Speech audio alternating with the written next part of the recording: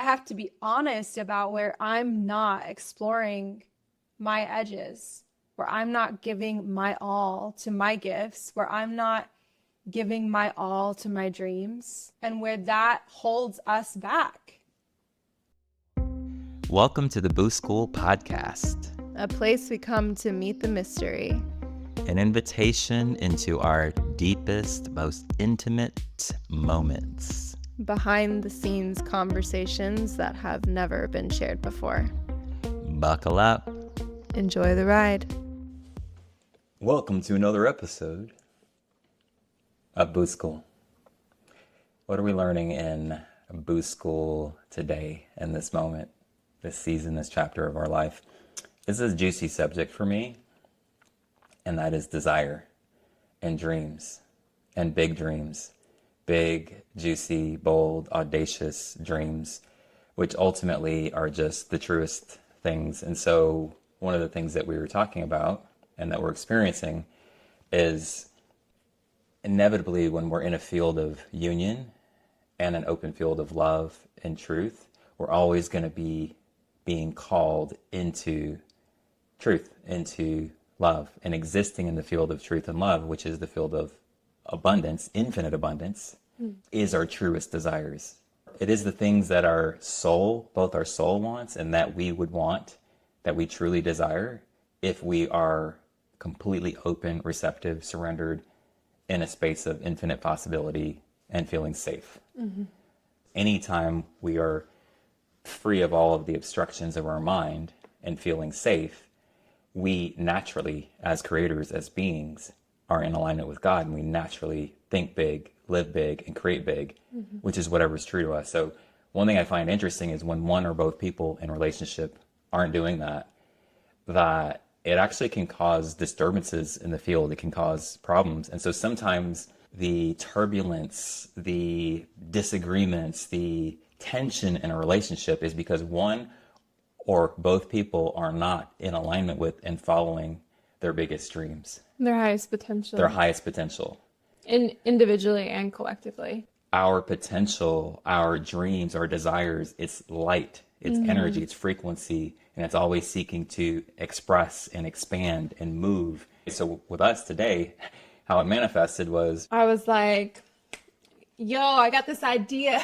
Coming in hot. This idea. Let me share it with you, because one of the things that I am practicing, and I do want to celebrate myself for, is that I am bringing everything to you, and I am sharing all of my dreams, and I am sharing all of my fears, and I'm like offering everything into the field of our love, which is ultimately, our teaching and our practice. And it's like, I'm giving myself to that. So if I have an idea, I'm not going and like running off with it. I said, I want to give this to you before it gains any more traction in my field, before I run off and start creating with it.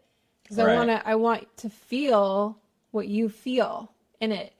And I shared with you, and it was like, oh, I'd love to create this like 3-day masterclass experience, and it would be for this. And you just so lovingly were like, yeah, basically it was like, nah, it's not moving me. It's not moving me. I'm not feeling it. I want to presence this. It's not moving me. Yeah. Because this has been a big thing in our relationship. I've tracked this, and I pay attention if you're not moved by something. If whatever I'm saying isn't evoking, inviting, or amplifying, it's not awakening something in you, it means that it's like, almost if you could look at like a percentage of a battery, it's like I'm coming in with 10% of myself, 10% of my truth, 10% of my heart, 10% of my desire, instead of 100% of everything that I want and have. So it's like I was coming in with 10% of like, I have this idea for a master class, and you were like, I'm not really feeling it. Right. And this is so good to unpack, because I feel like we come from such a place of honesty and purity around this, and from so much heart, that it's why we can say something like that, because that could be taken personally. I'm not moved. It sounds personal. It sounds like I'm not, like, I don't like it, or that's not cool, or it's not good enough. It's not that.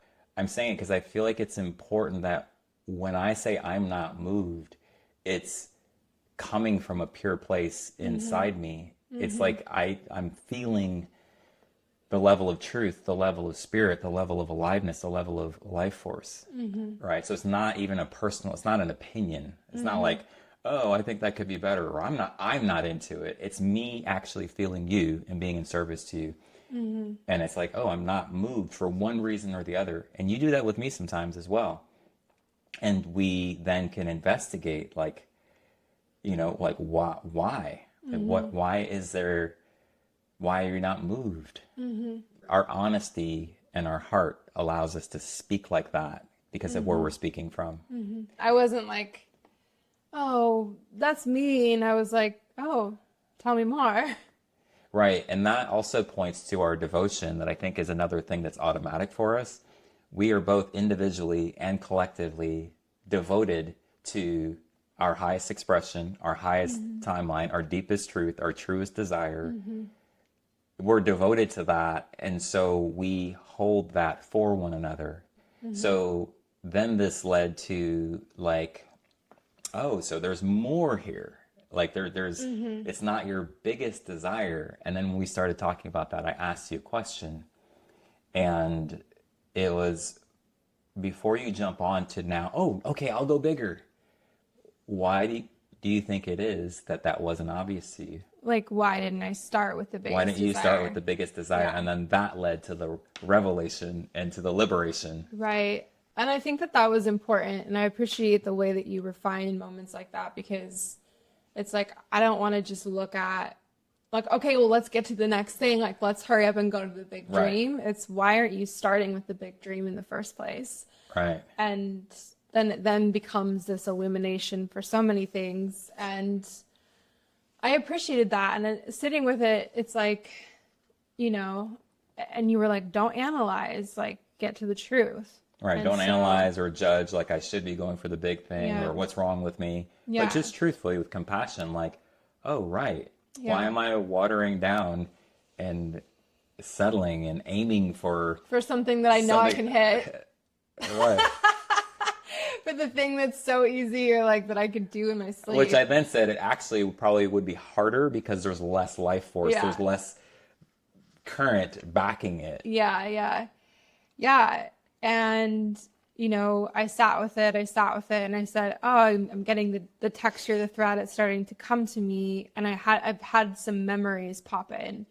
And the simple answer is that one of the reasons why I haven't been going for the biggest, the highest, the absolute destiny dreams is because I'm afraid to lose them. And I'm afraid that I won't be able to hold them. And I'm afraid that I will spill them or collapse inside of them. And be devastated. In having something for a moment and then losing it.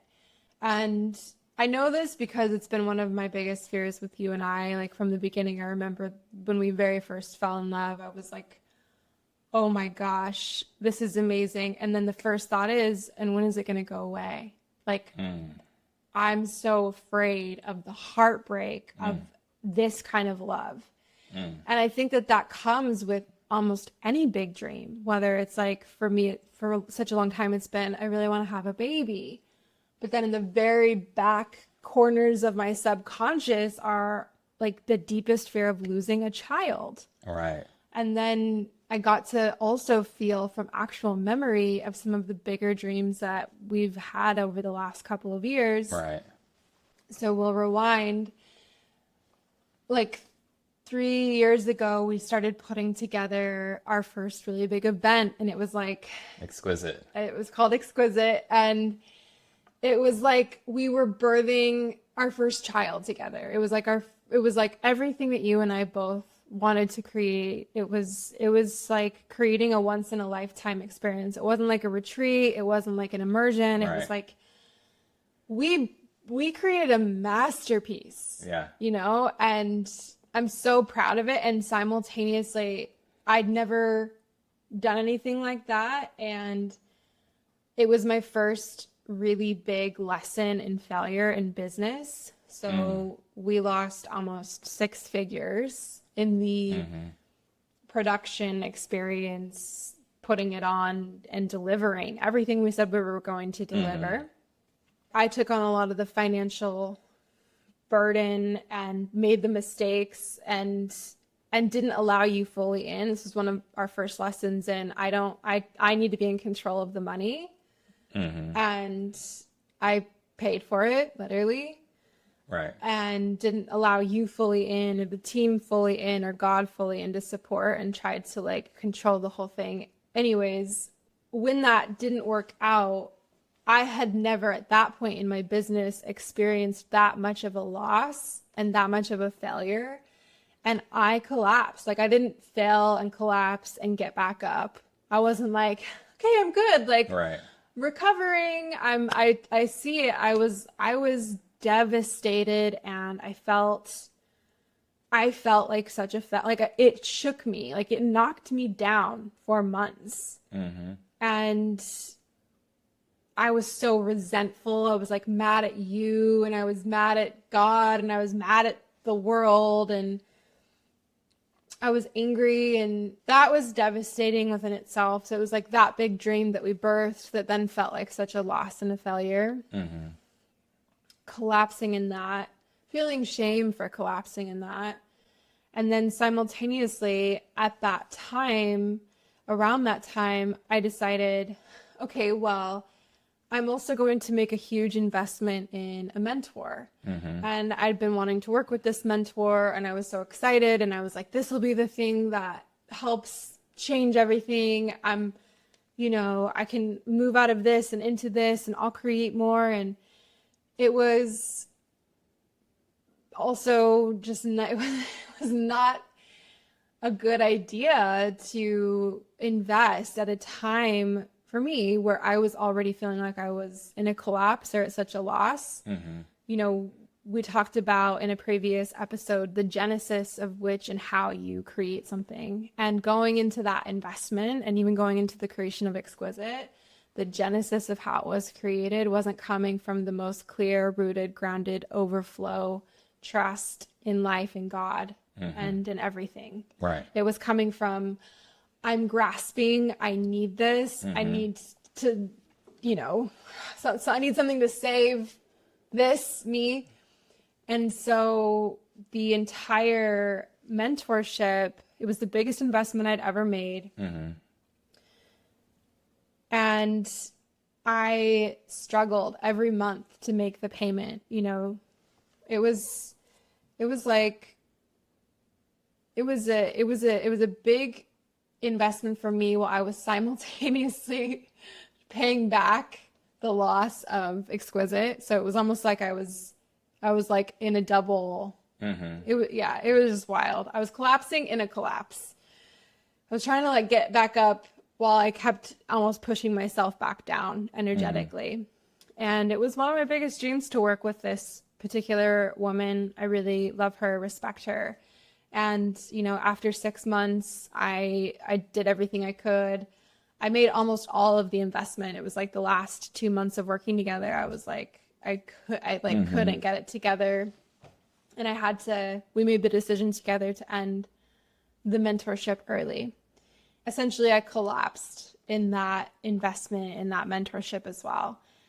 And, there was shame in collapsing in the mentorship, because I've had that experience with clients who've done that with me. And I was always so much like, you just figure it out. You just make it happen. You just, and then it's happening to me. And I'm like, whoa, okay. There's so much shame in that, but also the shame in feeling the loss of the person and the mentor and the dissolution of that relationship. So that was the second thing. Right. And I'm sorry, I'm being present with you, but all three of these are like life-changing, deep, devastating, and they all could just have their own stage for, you know what I mean? And they're unifying a central theme here that is the devastation of loss. Yeah, thank you. And you were present in all three of them. Yeah, you were with me in all three of them. So Then the third one that comes up is our home. It's like this big dream that we're like, yes, we've been looking, we've been praying, we've been searching, we've been just like on our knees for this home. And, we land in it, we're there for a month, and then it burns down. And that in itself was also such a devastating loss, but simultaneously, I was so liberated in the experience of it. And I wish that I could have done that with the other two things. It felt like I was more at peace with the loss of the home than I was with anything else. Why do you think that is? I just want to interject so we can keep this conversation. It felt like the biggest one. It was in like the top 5 most traumatic things I've ever been through in my life. Those other things weren't, definitely not top 5 traumatic. They were more just disappointing and devastating in their own way. This felt like a major life trauma, but also there was no control over it. And I think that was one of the things that helped me release it. I think because I felt like I had control, like I could have prevented the other two things, then it felt harder to release them. But with the home burning down, it was like, I can't control that. I don't have any, that was supposed to happen that way. Yeah. So these 3 core life experiences that were big dreams of mine to give birth to experience, to be inside of, and to ultimately collapse, lose, or have destroyed right in front of my eyes.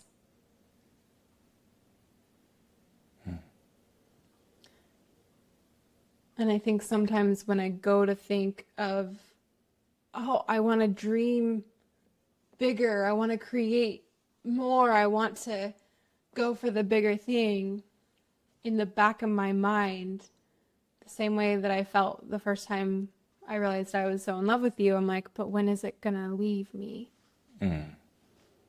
When does it go away? When does it get destroyed? When do I collapse inside of it? I see you, boo.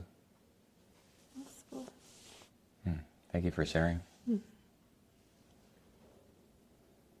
I'm feeling really vulnerable in sharing that publicly. I've never shared some of those things publicly. I understand. And so, yeah, there's a couple of pieces that I'm feeling like, I feel like part of my path in my life is to be transparent with everything that I'm experiencing. It's literally in my gene keys to be transparent with my journey. And simultaneously, I'm afraid, it's like part of the thing that I'm even talking about, like I'm afraid of being transparent because sometimes that transparency gets thrown back in my face.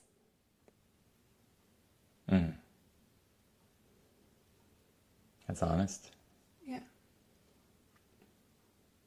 I feel like I'm not allowing myself to be big. And when I'm not allowing myself to be big or dream big, we can't be big. We don't get to be as big as we're here to be together. Yeah. And that's heartbreaking to me.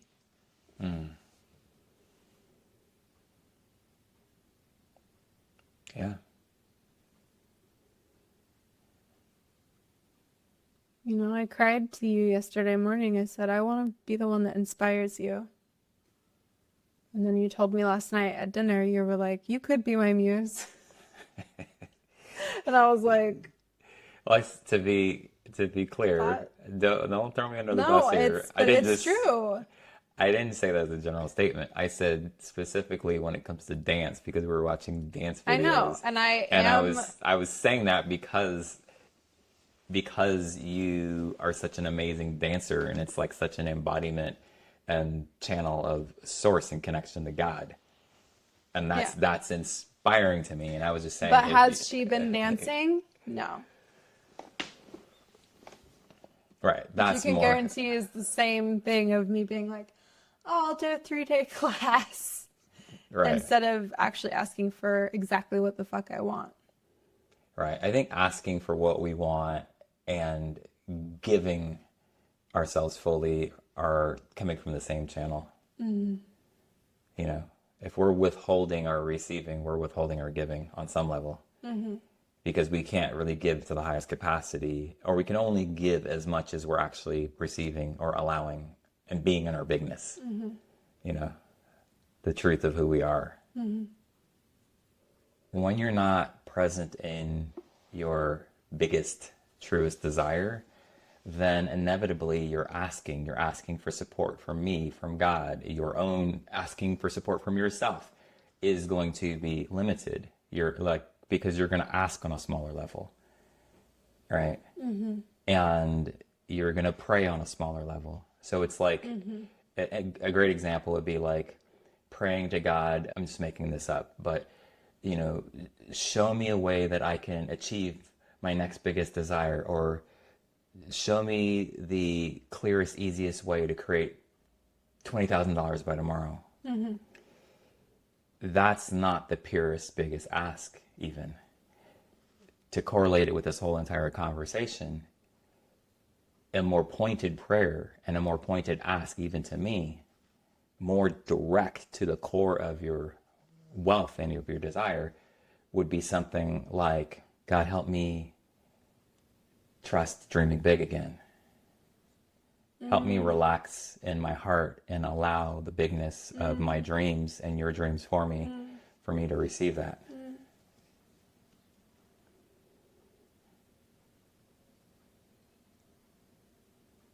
I feel that. Yeah.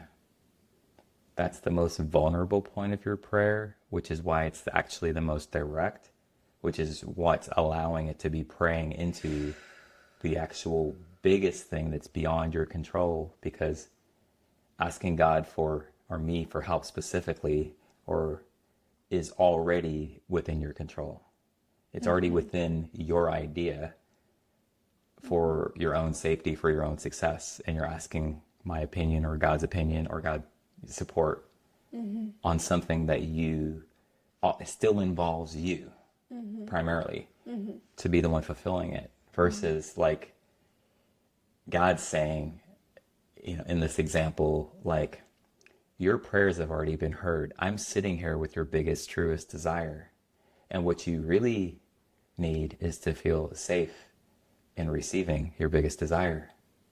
You see, that's more direct. Because the challenge is not in accomplishing it. It's not even knowing how to accomplish it. Energetically, the actual challenge is holding yourself in a smaller vessel because you're afraid to expand.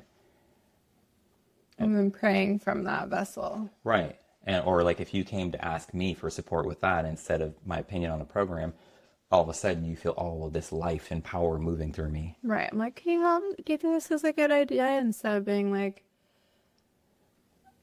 yeah, I see the difference. It's like, God, show me how to dream big again, to trust in my bigness. Right. To have faith, to feel safe in dreaming big, to integrate the gifts in my devastation so I can relax my heart and open and trust and dream big again. Yeah.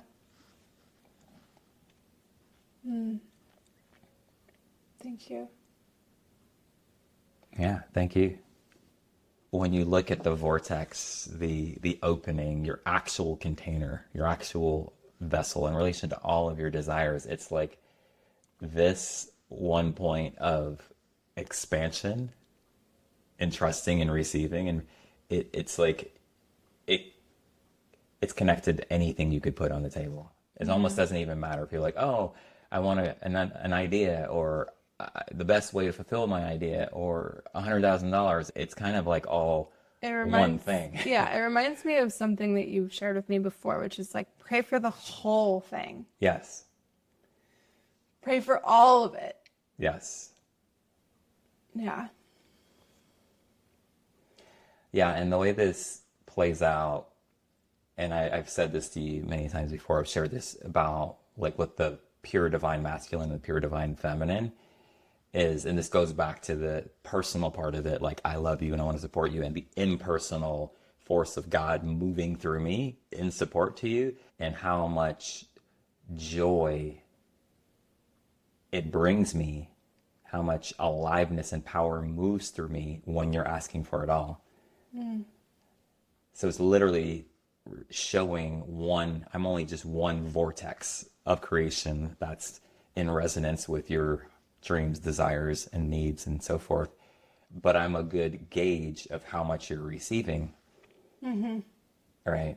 Because the power to give to you on the highest level, whether I'm literally just providing something for you, like I'm manifesting it, or giving you advice, or anything that's in support to whatever you're trying to create, my greatest contribution comes from that God force, my greatest capacity, but it's being amplified by the pointedness of your heart's truest prayer. The fullness of The my fullness desire. of, right. And if it's at 10%, you can't, it's like, Right. yeah. It almost registers like that's not what you want. Yeah. It's definitely not what you need. Yeah, that's not actually it. Right. Yeah. And I would just imagine if God was a person, that's how God feels. Do you know what I mean? Yeah, this has been something that you've shared with me before. It's like if I can't hear you, God can't hear you, and I think about that often. Right. And the Like if I'm not being clear with you, if I'm not being, like you said, the point of my prayer, if I'm not being clear with you, then how do I expect God to hear, through the... Or how you can't hear God, or God through me, even if I were to offer you something, you won't hear it. Right. If your listening is set over here on a lesser desire, or in a desire that has you feel in control. Yeah.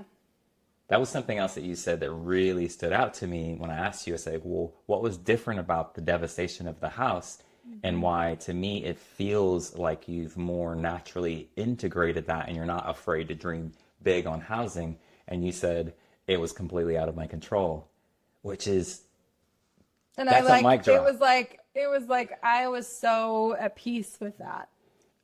I was so at peace I know. with that. I want to make the correlation between. I know. What do you know? Tell us then. No, I see the point where it was like I held on to the other experiences with so much guilt and shame and resentment and anger because I felt like I was in control. Right. The letting go of control, even though it was forced because of the extremity, is actually showing you a golden key in the now.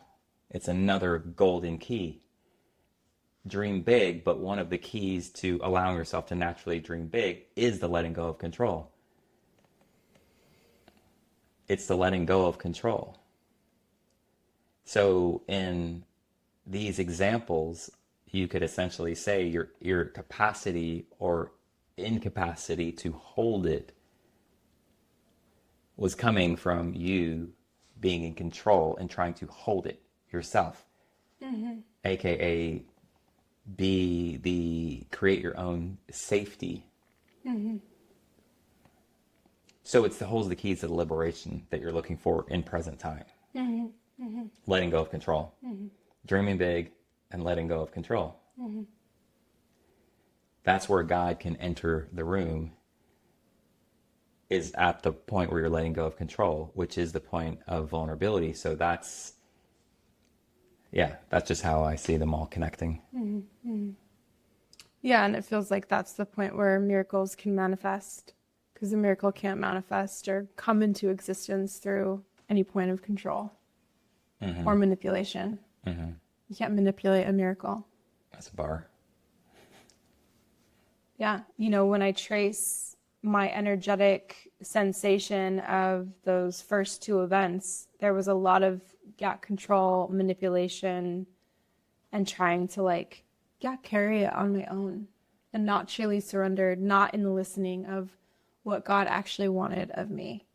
I shouldn't be afraid to lose something because the only thing that I lost was something that wasn't in alignment anyway. And that's what I was saying to you earlier, is like, not only should you not be afraid, but it's like, take comfort in seeing your own liberation, because the liberation is where your power was. So wherever you gave your power away to your own control, even though it wasn't on purpose and it was coming from a place of love, that's actually good news. Yeah. And to translate that tangibly, this is a hypothetical, but it's a really good one, is that if you went back in time traveled back to Exquisite and saw all of these micro moments, let's say 100 micro moments of making a decision from a place where deep down inside you, in the background, you were staying in control, right?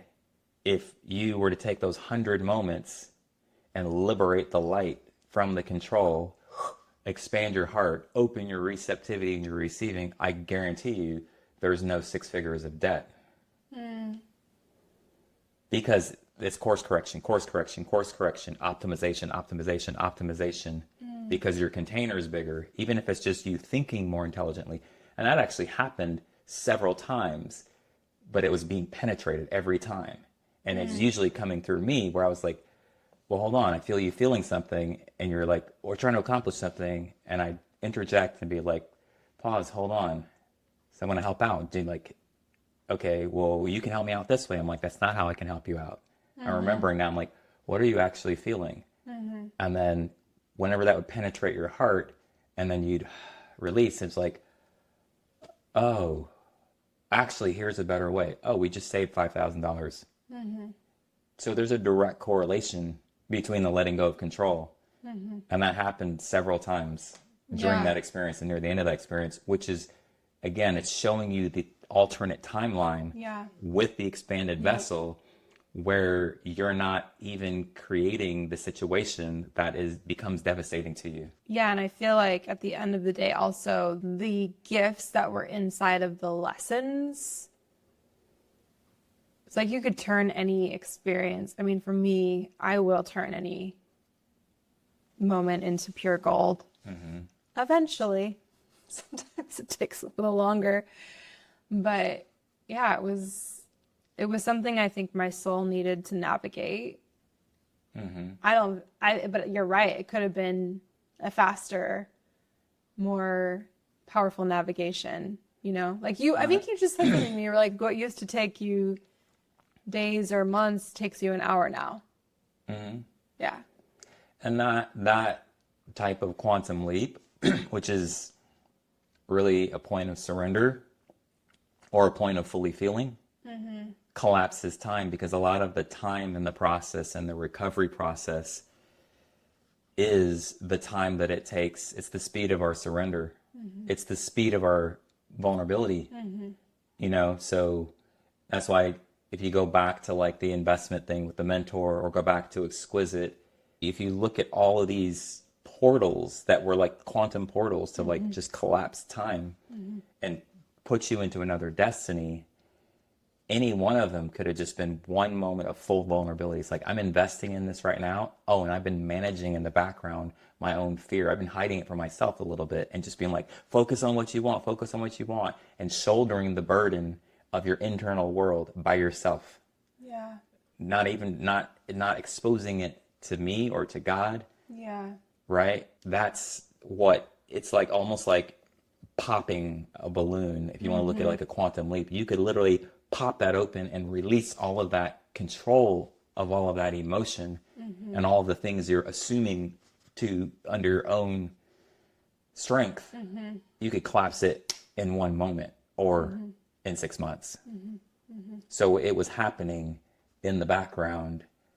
Sometimes it moved to the foreground. Other times it's just a faint thing in the background is happening the entire time, because it's part of your soul's evolution. It's part of something that you are learning. And because it happens over time and the weight of it, it can seem like this is so big, it's going to take a long time, but it's because innocently we're chipping away at it. That's why. So even now in present time, you can kind of gauge the level of willingness and bravery to give yourself all in and surrender fully to your deepest truths, your biggest desires, and your biggest dreams. You can sense that right now. How all in. If you're all in, then you literally have collapsed all of that defense and control into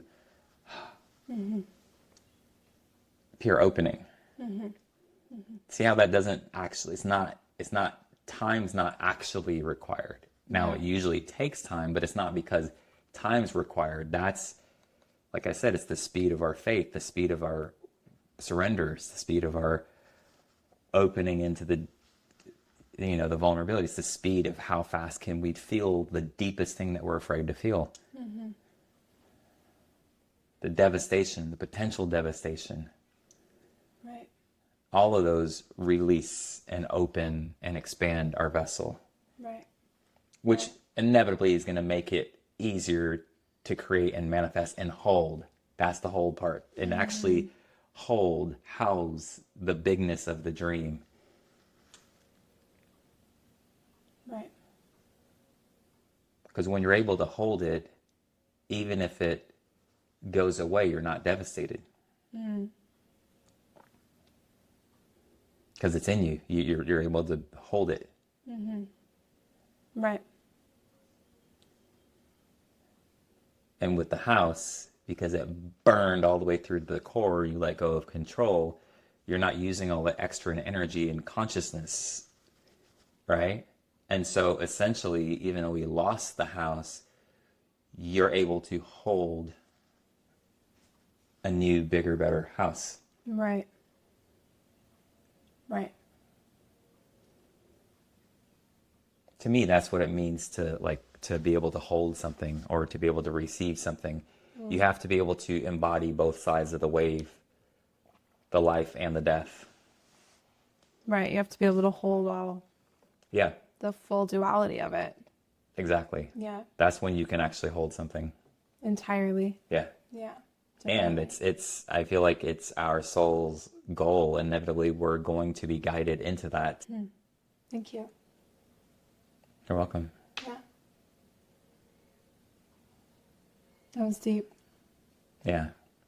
One of the things that felt important to weave into this conversation that feels important to me in this is like your relationship is here to reveal who you're being invited into. It's here to awaken your gifts. Then it becomes the shared dream, what you're both creating together. And if one person is not allowing the bigness of their own dreams and like what wants to move through them, it kind of creates like a set point for what's possible. It's like, okay, we've had this conversation before, like my floor is your ceiling. Another way that I said this was like, your liberation is tied up in my liberation and vice versa. It's like wherever I'm not willing to go to the edge of my consciousness and see what I'm believing or not believing to be true about life, that's just like where we'll just rest there. Yeah. Yeah, I agree. Yeah, and weaving it all the way back to like what we were talking about last night at dinner, you know, it hits me when you say something like, you could be my muse. And that was a love, like I know it was coming from a loving place, but I'm also like, right, I have to be honest about where I'm not exploring my edges, where I'm not giving my all to my gifts, where I'm not giving my all to my dreams. And where that holds us back. Yeah, I agree. Yeah. I agree. And I love the way that you love me in that. And you've never even said those words to me. You've been I think there's been I haven't said what to you? Like you're holding us back. All right. You've never said that to me, but I feel Not that in way. those words. Yeah. You've very lovingly been like, are you with me in this? Do we want the same thing? I have said, just to speak my own truth on this, I have said many things. I haven't said those words exactly, but I've said things like, because here's the thing, whenever either one of us is holding ourselves back, we are inevitably, not that I can hold you back, but holding each other back, or I'm holding you back in the sense of I'm not seeing you in your highest, Exactly. right? So I just want to state this because this is, again, what makes it between you and I. You know what I'm saying? What I have said is that innocently, when you are holding yourself back or in survival, you are withholding your love for me, and you're not holding me in my highest. And so any advice you have to give to me, any energy, any encouragement is not bad or negative, but my soul is not going to be enlivened by it because it's not your greatest gift. So when this is happening, we're not giving our greatest gifts. And so in that sense, it's an innocent negative projection because we're looking at the other from where we're looking from. Right. And if we're looking and holding ourselves in a place of limitation, maybe in a moment you could pop out of that and your oracle comes online, you're like, you could see something. But generally speaking, you're going to be looking at the other person through your own projection and limitation of what is even possible for them. Even if intellectually you're like, hey, I know anything's possible for you. And you said that to me before. I said, yeah, but I can't feel that coming through you. I don't feel you seeing me in that way through your own power. Yeah. And that's not something that is your responsibility. However, it is your responsibility, whatever spirit's moving in you in relation to me. And that's a level of responsibility. Let me just land this. That's a level of responsibility, again, that goes beyond judgment. And it goes to like really responding to the love in our heart and the service that is trying to move through us in relation to another, because it's affecting us and them. And that's why, when we hold ourselves in limitation, we hold the other in limitation. When we hold the other in limitation, we hold ourselves in limitation. Yes. It goes in both directions. Yes. You Exactly. can't actually separate that in consciousness. If I'm seeing you in a limitation, I'm seeing you from a limitation, which means I'm seeing you from a version of me, which means I am in a limitation. Yeah. So it holds both people hostage in both directions. Yeah. Yeah, exactly. And one of the reasons why this is important, and thank you for that, because it's so real. I remember very early on in our relationship, we were sitting at the kitchen table having chips and mango salsa at like 4 a.m. after Desireland. And we were talking about our love and our relationship. And I think I said, what does our relationship taste like? I can't remember. I asked you something. I said, what does our relationship taste like? I don't remember what I said. You don't? And we said, it tastes infinite. Yes. Yeah. And we promised. We made a promise within that. We made a promise in that infinite love, like to always explore that together. And so that's why in these like moments, and to circle this all the way back to if there's conflict or friction or chaos or looping in a relationship, then there's probably either one or both of you haven't given yourself fully to the potential. Now, luckily we know that. And so anytime we start to hit up against an edge of conflict or like something's like not feeling connected, we understand that there's more life, more God, more love wanting to come through. Yeah. And so it's like, because we made that promise to continue to explore the infinite nature of one another through our relationship, that's like a vow. And when we're not actually living in that, and so in a moment where I'm not living in that, it's like I start to feel like smaller. I start to feel like I'm in the contraction of my own gifts. I'm in the contraction of my own inspiration. I'm in the, I'm not giving myself fully, which is honestly painful. I don't think people understand how much more painful it is to be in the contraction and the withholding of your love and your gifts to your partner, to the world, to life, it hurts. Like it physically hurts to withhold your mastery, to withhold your medicine, to withhold that which you were designed for. Like it is painful. And so I love that, like the whole illumination of this, because that's again what the relationship is a reflection for. It's like, whoa, hold on. You're not just here to go create a 3-day masterclass. Right. The bigger, truest dream and prayer here. And one of the reasons why you can see that is because you are in this current moment holding yourself to that standard. You're saying, I'm going to liberate, and we've gone through this before where it's like, okay, I'm going to liberate myself and move the field further, expand the field further along. Yeah.